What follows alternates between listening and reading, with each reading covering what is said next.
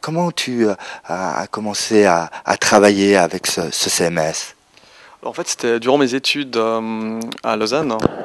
Je me suis retrouvé au même endroit que où se trouvait en fait l'université d'été de la première édition, qui présentait Typo 3. Donc je me suis dit, je vais aller voir qu'est-ce que c'est, à quoi ça ressemble, qu'est-ce que ça donne.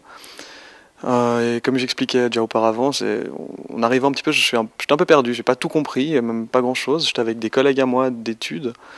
Et eux, après 3 jours, ils m'ont dit, écoute, nous, on va arrêter, on revient pas parce qu'on a l'impression de rien comprendre. Et puis, j'étais un peu dans le même cas qu'eux. J'hésitais à continuer, puis je me suis dit, ouais, mais bon, il reste 2 jours, je vais pas non plus arrêter maintenant, ça vaut pas la peine. Donc, on croche, puis on verra bien. J'ai croché, et puis voilà. Mais après, pendant mes études, pas trop eu le temps de m'y intéresser plus. Donc, il y a une année qui a passé, je devais chercher un travail de diplôme. Et je me suis dit, pourquoi pas essayer de faire ce travail de diplôme avec du Typo 3, ça peut être intéressant. Un CMS, à voir, c'est un peu à la mode, c'est cool.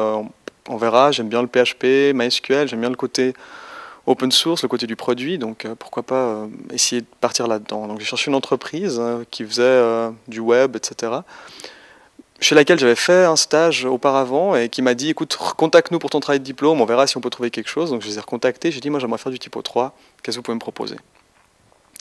Et là, on a un peu regardé, etc. Puis on a trouvé une piste, et puis pour finir, ça n'a pas joué pour cette piste-là, mais ils se sont arrangés pour me trouver un truc à faire, et donc l'idée c'était de faire un installeur pour Typo 3 pour l'entreprise, pour répondre aux besoins. Donc en fait, on a analysé les besoins de l'entreprise, regardé ce qu'il fallait faire, et ensuite on a essayé d'implémenter ça dans Typo 3 pour qu'on puisse déployer ça rapidement, simplement. Et après, à la fin de mon travail de diplôme, on m'a dit, écoute, est-ce que ça te dirait de rester, d'intégrer l'équipe, etc. Et donc voilà, je me retrouve chez eux maintenant depuis 2 ans, donc chez Cross System pour faire des sites internet. Maintenant, on verra l'avenir, je sais pas, mais en tout cas pour l'instant, ça se passe très bien, très intéressant. Les projets sont de plus en plus intéressants aussi parce qu'on a une vision beaucoup plus globale, donc c'est vraiment beaucoup plus sympa.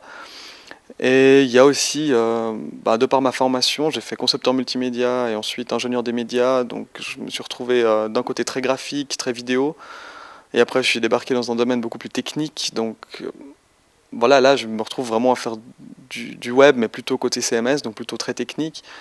Mais c'est toujours intéressant parce que je suis capable de discuter avec un graphiste et de voir un peu les besoins et de voir où on peut aller, etc. Donc c'est vraiment super intéressant et pour ça l'entreprise me pousse aussi, donc c'est vraiment agréable. Alors l'avenir de Typo 3, l'avenir de Typo 3, je pense, moi je vois un avenir assez radieux dans le sens où vu la communauté, vu l'énergie qui s'en dégage, c'est super, c'est vraiment intéressant, ça pousse. Par contre, là, en faisant ces 2 jours là, il y a des moments où on est un peu déçu, quoi. On se rend compte que en fait, index search à partir de plus de 2000 pages, il faut plus l'utiliser, il faut utiliser autre chose. Si on veut faire un blog, il faut surtout pas utiliser Typo 3. Donc quelque part, c'est assez drôle. On se rend compte que en fait, pourquoi utiliser encore Typo 3 pour, je sais pas, pour gérer des utilisateurs peut-être. Ah non, là il y a un LDAP. Je sais plus vraiment. Donc c'est assez rigolo de voir un peu les échos qu'on a à gauche à droite. Et au final, l'avenir, moi je le vois plutôt assez bien dans le sens où pour l'instant, moi le produit il me correspond et c'est des besoins que j'ai. Maintenant, il faudra voir ce que nous propose Flow 3 avec justement ce framework et Typo 3 version 5. Ça, on verra demain avec la conférence de Robert. Et, enfin, ça a l'air prometteur, toutes les idées qui viennent sont vraiment intéressantes. Maintenant, voir dans quelle mesure elles vont être là, elles seront là pour les délais qu'on espère. Donc, je pars confiant et vu le résultat qu'on a maintenant, après plus de 10 ans de développement, je me dis, ça va plutôt être bien. Donc, positif, quoi. Bon, moi, j'aime bien le simple, en fait, vraiment le minimal, enfin, quelque chose de, pas forcément minimal, mais quelque chose d'épuré. Donc, malheureusement, je pourrais pas dire que j'ai fait de beaux sites. Euh, non, mais disons que pour moi, c'est surtout fonctionnel. Et j'aime bien le côté le côté Typo 3, justement, où j'ai ce fonctionnel que j'ai besoin et que je lui demande. Et quelque chose de plus ou moins propre, dans le sens où si on essaie de le faire bien, on a un résultat qui est clean. Et moi, c'est plutôt ça que je regarde. Et c'est aussi là, enfin, dans le graphisme, j'aime bien tout ce qui est bien fait, propre et puis bien travaillé. Donc, je dis pas qu'on n'en a pas fait ou que j'en ai pas fait, mais pour l'instant, malheureusement, on fait pas toujours ce qu'on veut.